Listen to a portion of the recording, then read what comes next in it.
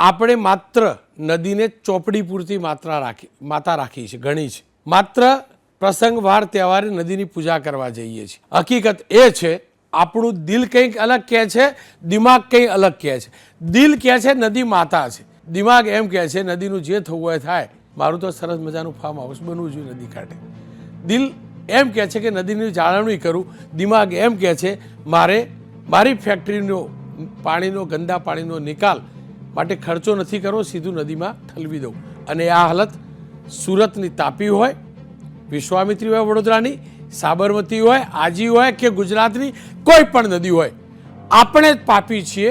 કુદરતે આપણને નદીના રૂપમાં માતા આપી છે, પણ આપણે જ એ માતાના વૈભવનો નાશ કર્યો છે.